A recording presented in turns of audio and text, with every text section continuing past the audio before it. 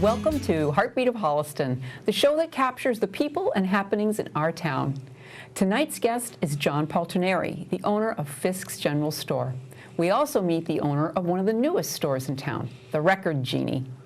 Fall in Holliston is full of fun events, and you will hear about a car show, the Historical Society Oktoberfest, and the Artist Open Studio at the Water Street Mill. Our resident profile spotlights Carolyn Dykema, Holliston State Representative. Let's get the show going with John Paltrineri. Welcome, John. Thank you for having me. John, your store has been a cornerstone for years. What's the history? Well, Fiske General Store was actually started in 1863 by James Fiske. And he ran the store, and his daughter came to work for him and took over, and was actually there until the 1940s. From the late 40s up until 1973, 3 other families purchased the business. In 1973, my father, Louis, bought the business, and I joined him then. And I've been there ever since, so this is my 47th year. Oh my gosh. Wow. So what are some of the changes? I'm sure it's gone through some different stages over the years. Well, back when James Fiske owned the store, he sold hats and caps and trunks, railway and steamship tickets, and men's and gents furnishings. Wow. When Annie took over, she started expanding the different products that they carried and got away from just men's items. And then we continued to expand, other families before me, and now we sell gifts, toys, candy, all types of items, as you can see when you come in. Well, and that's a typical general store, right? To be more all kinds of things like that. And there's many of those in New England. There's a big history of that. Very much so, very much so. And we have a lot of nostalgic items in the store. People come in and love to wander about, find things that are Holliston related, whether it be books or mugs or clothing. And many people who graduated from high school here will come back after many years and just reminisce the candy aisle and the places in the store that they frequented. Spending those gift certificates they got for their birthdays and things like that. How'd you come up with the idea of the birthday? You know, you go by and it's like, oh, today is Brian Winston's birthday. Who came up with that idea? The birthday signs? Yeah. The signs on the door. I think my father came up with that many years ago. And all you do is call in or just let us know when you're at the register. And we announce birthdays, anniversaries, births, weddings. We'll put a sign up for just about anything. And I love how they're just handmade and just so, it just gives it that kind of small town feel, those signs there. Yep. Yeah, we enjoy doing it. Yeah. What's the funniest thing that ever happened at the store? Oh, boy, I don't know about funny, but I'll tell you one of the most exciting things that ever happened. It was a Sunday afternoon in April, 1973. It was my first spring there. This young lady walked in, and I was behind the counter, and she needed newspapers for the pharmacy she was working at down the street. She was standing right across from me, right in front of the register, and her name was Carol, and that's how I met my wife. Oh, wow. And there's an X that marks the spot. So she needed newspapers for the store down the street, the pharmacy, and so I carried them out to her car, and she drove away. And later that afternoon, I drove down to the pharmacy, and I put a little slip of paper under her windshield wiper, and it said, "I'd like to get to know you and your car better. Call me, John," and put my phone number on it. And she called a couple hours later. Wow. And that was the beginning. Oh. That's amazing. Not a funny story. No. But a sweet story. That's a great story. Yeah. And to think if your dad didn't buy the store, who knows? Who knows what would have happened? Yeah. So you never know what you're going to find at Fiske. Wow. Now, being in there and seeing all the kids, you're up with the latest trends with the young kids. There was the silly bands and the thinking putty, and how do you know about that stuff ahead of time? Well, a lot of those items I hear about from kids and from moms. People will call me asking for them because I can't have everything in the store, but they might see it in a different store. It can be somewhere else in the country even. And also I get catalogs constantly. We go to shows, and I get about 100 emails a day from suppliers suggesting I look at different things. And you know, after a little while, you kind of get a feel for what your clientele might like. So you try things, and then if it moves well, then you buy more of it. Yeah. And how, I love sports, so you have the memorabilia in there and the autographs, and how did that, are you just a big sports fan, or how does that play into the store? That too. I am a sports fan. I love all our teams. And people use them as gifts all the time, and so it ties in nicely. Yeah. Sports are a big segment. Yeah, sure. And you have the seasonal events.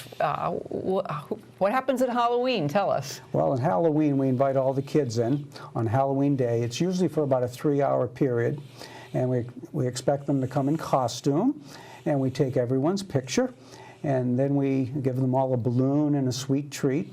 We take all those pictures after processing them, and we post them in the front window. This year, for instance, we were open from 3 to 6, and it was mostly geared for the littler kids, you know, up to middle school, roughly. And we had about 150 kids come this year.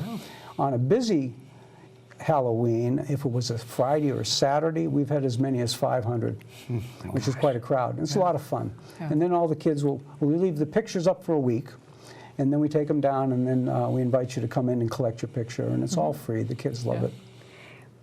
What are the challenges of running a downtown business? Oh, there's many challenges. It's first off, it's the hours. You know, I put a lot of hours in. My last day off was actually my birthday in September. It was the last time I took a day off, and I do many days in a row. But other things are competing with Amazon today, competing with the big box stores. So we try to be unique in that we have that small town feel. We know people. You know, it's a familiar place to come into. So it's competition, and it's difficult, but you know, we're up for it.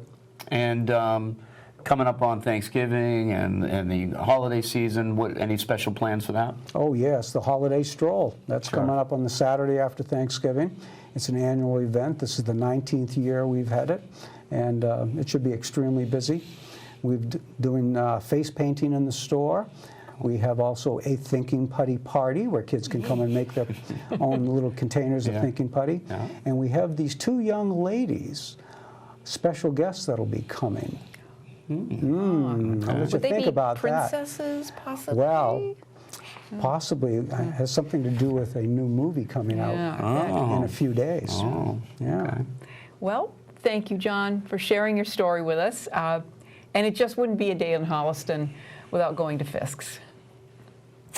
Some things like Fiske's remain the same, but other downtown stores change. The space that was a hair salon for years is now home to a store that specializes in all things relating to vinyl records. Nostalgia is now nouveau, as Holliston welcomes David Burton and the Record Genie shop. While most people download and stream their music today, some are still listening to music the old-fashioned way, on vinyl. Local music fans now have a new store in town where they can browse, listen to, and get their records clean. It's the Record Genie on Washington Street. Let's climb into the bottle and meet the Record Genie himself, Dave Burton. So Dave, tell me about the Record Genie. Tell me about the store, why you opened it, why it's here in Holliston. Tell me a little bit about your goals for the Record Genie. Okay, Brian. Well, we're in Holliston because we got this great space that's right in the downtown, right next to the Super Rat. It used to be a hair salon, but I managed to persuade Chris that it really should be a record store, and it's really just an expansion of the cleaning business, Record Genie, that I've been doing for the last 6 years. And I see there's more than just records here. This isn't just a record store. Well, we've got records, we've got some cassette tapes, we have a few CDs, just a few, and I do cleaning. I have a listing lounge in the front where customers can play records that are thinking about buying. I also have a British candy counter in the front of the store that's caused some interest with local expat Brits who are excited to find, you know, their favorite candy and snacks and stuff here. And some equipment that I'll be selling as well, some vintage equipment. Plus I'll be partnering with a new manufacturer, so I'll be carrying some new equipment, things like turntables, amplifiers, headphone amps, that kind of stuff. And about the records that you have here, I see there's new and used records. There's only very few new records. It's mostly vintage stuff. A lot of the stuff is cleaned that I've had for years. A lot of the stuff from my collection, and it's stuff that I've been buying. So I've been buying records in the month that we've been open. We opened October 5th. So it's a continuous thing. The inventory is changing all the time. It does need to be organized a bit more, but right now, for people that love to dig, I've had customers come in, they'll stay for hours to dig through all the stuff to find the gems they're looking for. We're a bit different than a normal record store because I want customers to go and play the records. There'll be 6 listening stations and people can check out what they're buying before they part with their money. I have a range of cleaning equipment. This first machine uses a vacuum and it uses a thread, which is the only thing on the vacuum nozzle that touches the record. So it's great for cleaning things that are really dirty with no cross-contamination. These 2 machines are from Korea. They are excellent machines, use ultrasonic and just pure water. The record cleaning started, I was a stay-at-home dad for 8 years, and it started in 2013. I was looking for somebody to clean some of my collection, and nobody was cleaning professionally. So I started researching equipment, and I found out about these ultrasonic cleaners, specialized machines from Germany and Korea. And I persuaded my wife to let me spend $10,000 buying 2 of these insanely expensive cleaners, knowing that I would start a part-time business cleaning for other people. The store now is an extension of that. Now I have all the cleaning stuff set up, so customers can just bring in their stuff. You know, to be a physical store is like a whole different thing. It's great. The other equipment that I have is a record flattening machine. You actually clean a record so it's perfectly clean first, and then you can put it into this machine. You close it up and set the program going. It takes 4 hours to heat and cool the record to remove any warp. And then this other piece of equipment here is made by Tech. That's a demagnetizer, and I demagnetize all the records that I clean. As you mentioned, you've only been open a month. How's business been here in the beginnings of the Record Genie? It's been good. I mean, I have an established following of cleaning customers, so you know, stuff's still coming in for cleaning, and I have customers that are local that love just being able to come into the store, and then a lot of high schoolers coming in, which is wonderful. You know, that's the future of record collecting, that the young kids getting into it, and you know, a lot of times they'll come in with their parents, so it's like 2 generations, or you know, maybe even a grandparent. It's really cool. As you can see, the Record Genie is a really chill place to come and browse some music and listen to music and even get your records cleaned. Maybe stop by and enjoy some of the British candy as well. For Heartbeat of Holliston, I'm Brian Winston. Oh, Brian, you look pretty comfortable there. That, I felt like it was 1976 again, and I was just in my lounge chair and cranking some tunes with the headphones. Yep. It was in your parents' basement. Yeah, exactly, right. That's great. We brought a couple of records along. I see you did as well. We got to show the fans what it's all about. What a record is. So this is one of my favorites, the Rolling Stones and Sticky Fingers, and these are things that you can't get from a digital download. Would be something like the album art, where you can actually, in this case, you can zip the zipper and we can slide the record out and actually look at some of the art that is in the sleeve of the record. Yeah, the artwork is the key. Remember the days when people actually had like art that in the albums, and there were lyrics inside the albums? And I even brought Chris a 45. Get out. One of my favorite 45s, and I just think of the memories that come back when playing these things. I remember being with my cousins in my bedroom, and this is Aerosmith's Walk This Way when this came out, and we just had so much fun, and just the smell of the record even, and the record covers, it brings back memories. And there was the A side and the B side. Right. Remember that? Right. And the radios would play the A side, but not the B side. Yeah. And you could get rare things like this is one of my favorites, Bruce Springsteen. This is a concert bootleg of his that that wasn't published, and you could get these on record, made by individual record companies, and you know, just fun to hold and listen to. What did you bring? I brought the Eagles, Hotel California, and this is your basic double album. Wow. And there's the Hotel California right there. You can check out, but you can never leave. But like you said, and the lyrics inside there that you can see. Exactly. Here's the Hotel California, and it's just it's a beautiful thing, you know. They smell good. They're shiny. And that was part of the listening experience, was taking this out, and while you listened to it, you looked at the art, you read the lyrics along with it, you read who produced it and directed it and where they made the record. And of course, here's the iconic Abbey Road album.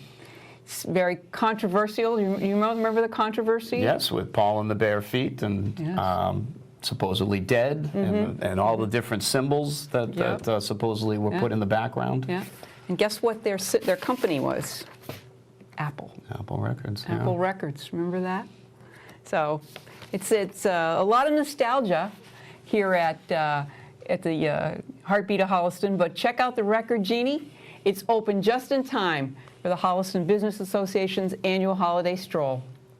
This beloved tradition is on Saturday, November 30th, from 11 a.m. to 6 p.m. Bring the family to experience music, magic, puppetry, sweet treats, crafts, and food. And don't forget to grab a trolley to see Santa and the tree lighting, and stop by HCAT. We'll be set up on Central Street again this year. Do your holiday shopping locally. Our businesses will welcome you with specials for everyone. If it's fall, it must be time for Holliston's own celebration of Oktoberfest.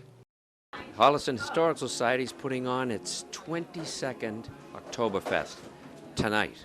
And we're here to film all the action and bring it home to you.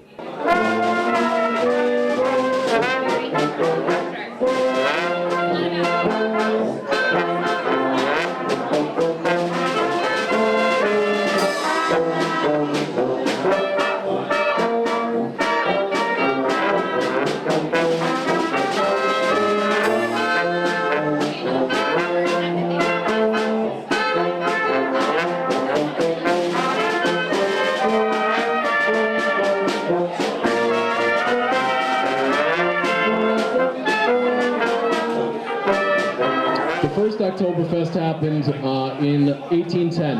It took place on October 12th, and it was celebrated because of the wedding of Prince Ludwig of Bavaria and Prince Therese of Saxony-Hildburghausen. I think I got that right.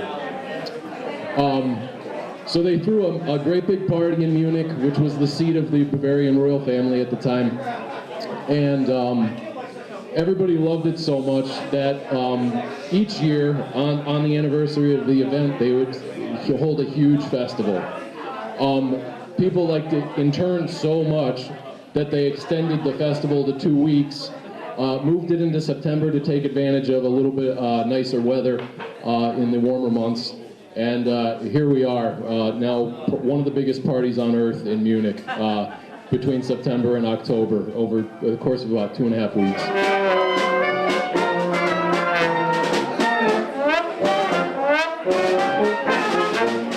The name of the band is the Double Eagle Oktoberfest Band. We play all around eastern Massachusetts for the most part. We practice all year round, but our busiest month is in September and in October, obviously, for Oktoberfest. The first job we did was here in Holliston, the very first job we did, and that was probably, I'm guessing 25 or 30 years ago. Are you folks allowed to drink beer while you're playing? Most of us have to have beer while we're playing. That's right. It's part of Oktoberfest. I'm Prosit, take a nucleic time. I'm Prosit, take a nucleic time. Ein, zwei, drei, super! Sing a second, sing a second. Sing a second, sing a second. Prost! Another outstanding Oktoberfest for the Holliston Historical Society with the Double Eagle Band. This is Paul Saulnier for Heartbeat of Holliston. What's better than good food, good music, good friends, and good beer? Back to you, Brian. There's something about cars that attracts everyone. Every car collector has a passion and a story, and our next segment covers a recent local car show. It's a gorgeous fall day here at Arcadian Farm. I came to buy some apples and pumpkins and corn, but there's a car show going on. Let's find out what's happening.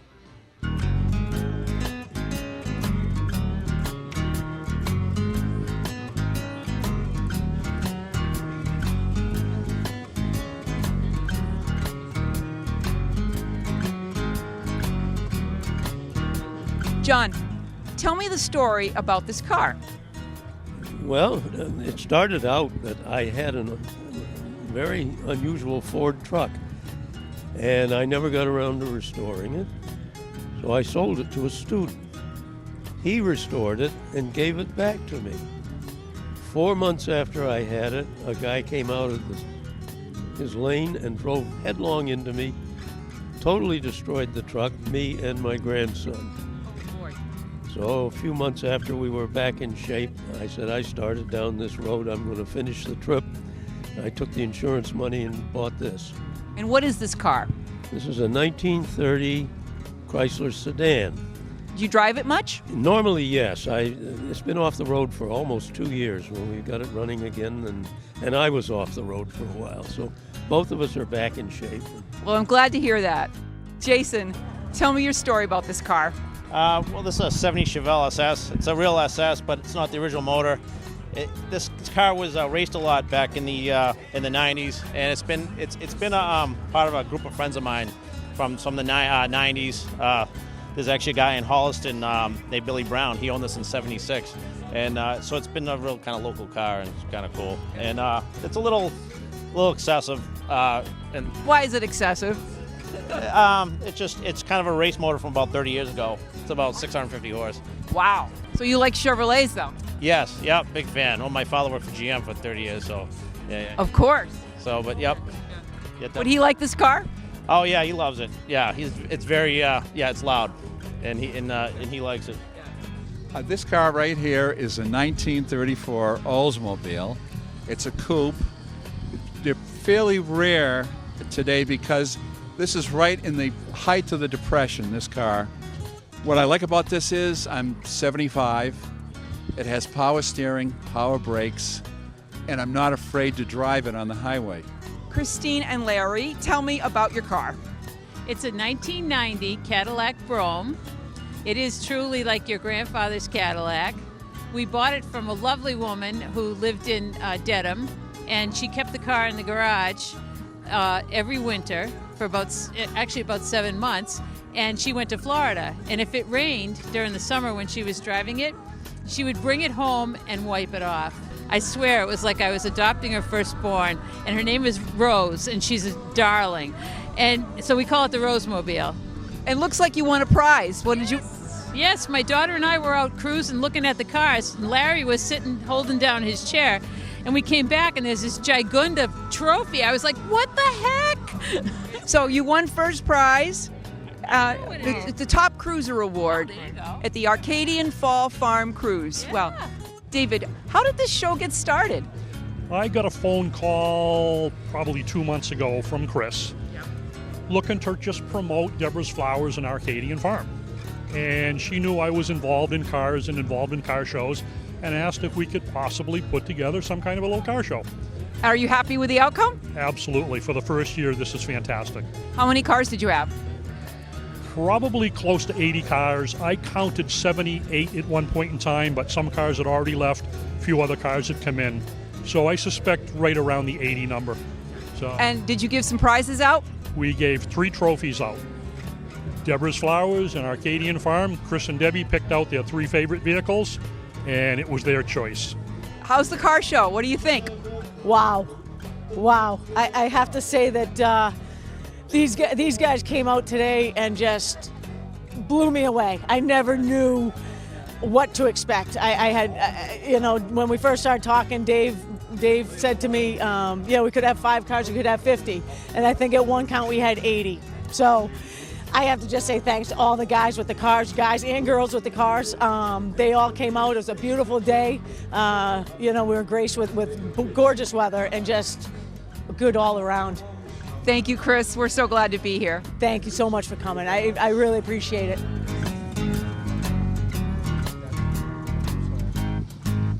From Arcadian Farm for the Heartbeat of Holliston, this is Chris O'Lawless.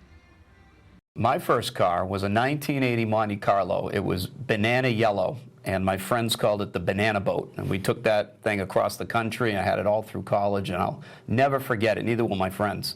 It's rumored that this car show will be a regular event this summer. Did you know that Holliston has an artist colony? The fall open studio at the former shoemaking mill on Water Street gives us the opportunity to meet and greet the many artists who make their creative home in Holliston.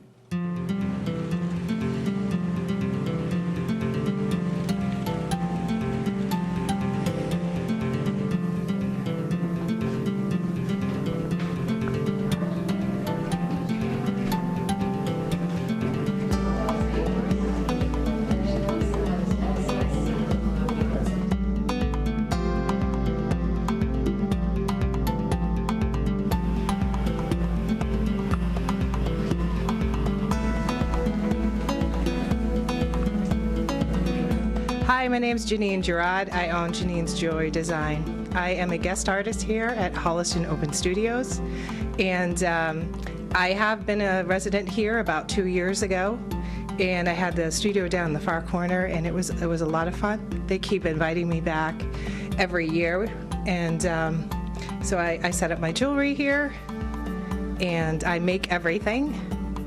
And I also own a little jewelry shop downtown next to the mobile station. So I'm happy to be here this weekend.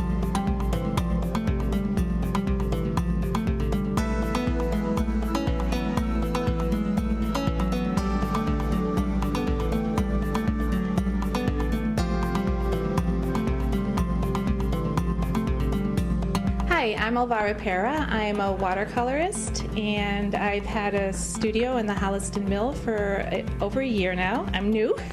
It's a wonderful place, and I love the fact that all the people from Holliston come here. It's really nice to meet everyone from the town, and it's just nice to have this in the community.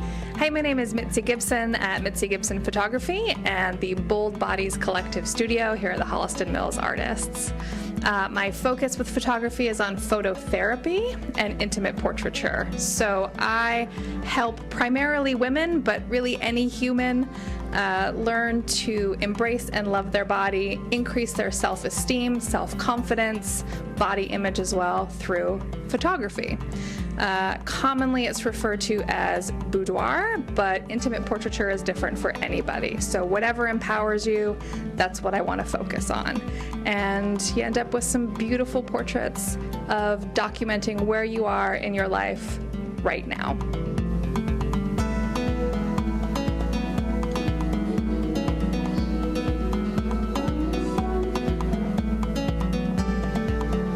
Hi, welcome to Grounded Place Studio. We are a 3-generation art studio.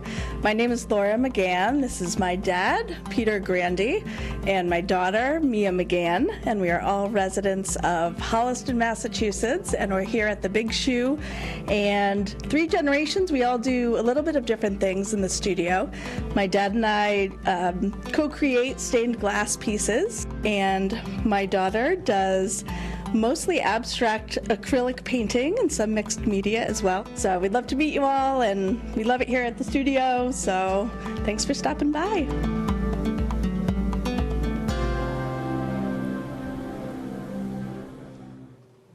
I always enjoy viewing the exciting and the diverse creations and learning what inspires these artists. What is October without pumpkins and kids?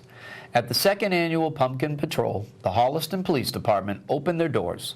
Over 100 kids in costume met our policemen, explored the cruisers, and had a fantastic time decorating the pumpkins.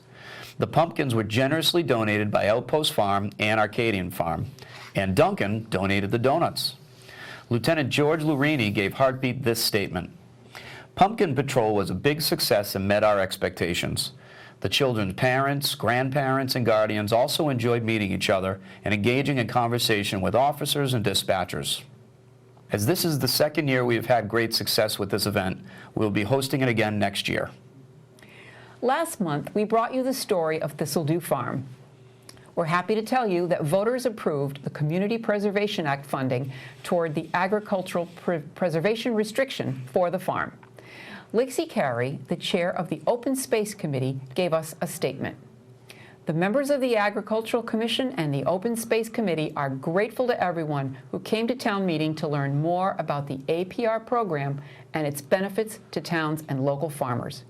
Clearly, the residents of Holliston value the natural character and agricultural resources of our community. Everyone benefits when we permanently protect land for conservation and agricultural purposes. Our resident profile focus is on State Representative Carolyn Dykema. In this interview, we learn about how living in Holliston inspired her career choice, and she also reveals her secret ambition.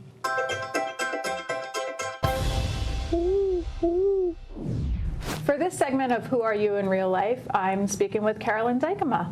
Thanks for joining us, Carolyn. Thanks for having me. It's great to be here. Great. So it's just a little way for us to get to know you a little bit better and our viewers to get some insights that maybe we wouldn't normally find out. Yeah, the questions that aren't often asked. Yes, so it's a little bit of break from the questions you probably get every day. Policy questions. Yes. Yep, exactly. So just kind of starting out, where did you grow up? I grew up in Wellesley, so not too far from here. But little known fact, I had a connection to Holliston long before I moved here because my then boyfriend at the time, currently husband, his brother was living back when we first started dating, so the early 90s, I guess, over on Peter Street in Holliston. Okay. We just love the community, and the downtown was so beautiful, and the whole community is so picturesque, as we know. Oh, yep, I agree. So looking back kind of throughout your life, who would you say the most influential person has been? Yeah, I have to say my mom. So I, at the time when I was growing up, my mom was a working mom at a time when there weren't too many working moms out there. So I was one of those few kids whose mom was gone for most of the day, and that really, led me to see the possibilities that I had before me, and I think I had exposure to sort of a career world for a woman at a time when many didn't. So it was always just, I expected of myself that I was going to have a career, and she's always just been really supportive. And I find myself, when I have questions in my life or questions about the future, I think, what would mom do? Yep. And I just have that kind of face in the back of my mind all the time, and it's important. I think it's important for young women to have somebody to look up to and a role model. No, I agree. So we know a little bit of, I guess, why you landed in Holliston, but how long have you been here? We moved here in 1996 after I had graduated from graduate school. Okay. Came back here. I went to graduate school out in the Midwest and came back, and we started immediately. I got married right away. Yep. Started looking for a house, and again, so Holliston kind of immediately rose to the top of the list, and we looked at a number of other communities, and we found some nice homes that we were close to purchasing, and I had this little thing inside me, but it's not Holliston. Like, the house is beautiful, but it's not Holliston. So finally we held out, and here we are. Okay, and you live here with your husband. Now, do you have children? We have 3 children. Our oldest is 22, almost 23. Our daughter, that's David. Our daughter Julia is 20, and Andrew, who just started at UMass Amherst this year, is 19. Yeah, so we were just talking, you're empty nesters now. Yes. How's it going?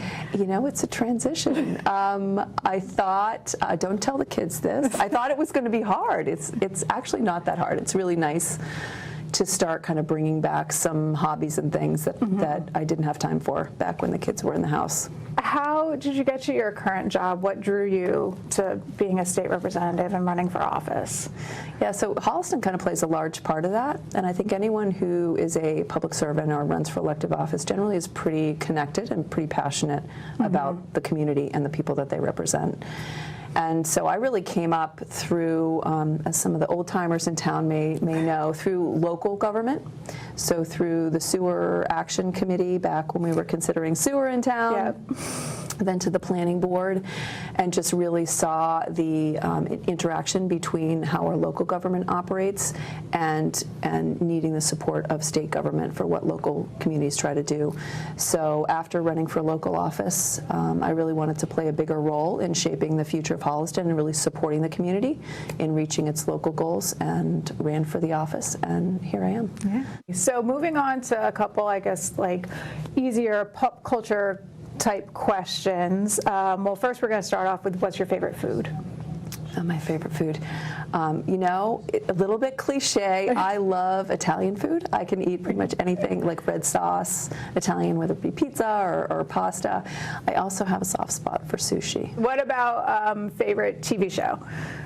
So I don't watch a lot of TV. I honestly would rather pick up a book than watch TV, but this is going to be a little embarrassing for me.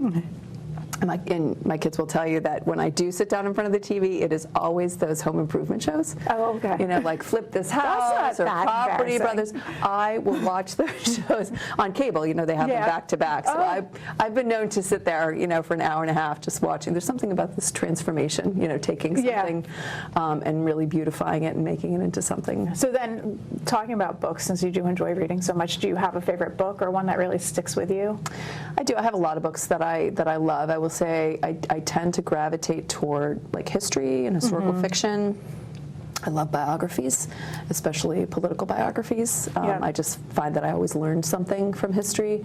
And Team of Rivals, which is the story of Lincoln and kind of Lincoln's coming into office and his very unique model, which I think should inform a lot of what we do today, which is he took his avid opponents and he brought them into his inner circle, because he didn't want people that always agreed with him. He really wanted to fully understand all of the aspects of an issue and have very, you know, a system where you had strong advocacy on all sides, which is when you end up in a healthy middle ground where everyone is heard. So in terms of, I know we all love to stay in Holliston all the time, but where would your dream vacation be? Where would you want to escape to?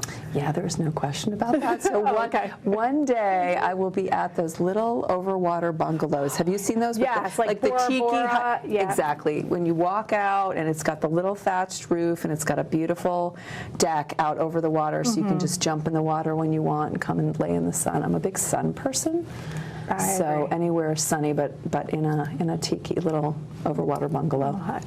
So I know you had mentioned now, you know, the kids are out of the house, you have a little bit more time for hobbies. What are your hobbies?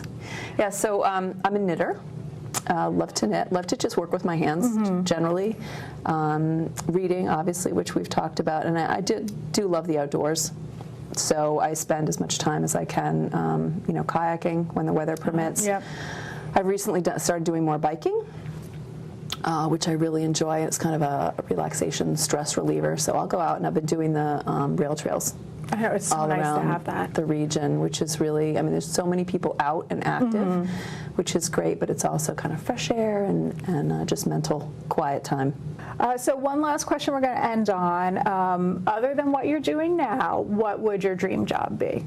You know, I think I would open a yarn shop. And it would we don't have one of them. We don't, you know, don't think I haven't thought about it. There are some spots downtown that would make a great yarn shop, but just being surrounded by like beautiful yarns and beautiful creations and being able to teach people how to knit, and it would kind of be combined with, and I should work with Mary Greendale on this because I know she talks about having like a salon in town where you can just come and talk about issues of the day. So you would be able to learn how to knit and then just talk about and connect with neighbors about what's going on in the community. Yeah. Well, thank you so much. It was really nice just trying to, you know, get to know you a little bit more, find out the other side of your life, and we really appreciate you sitting down with us today. Well, thank you. I appreciate the time. So for Heartbeat of Holliston, this is Melissa Caspern. That closes our show for tonight. Thanks for watching.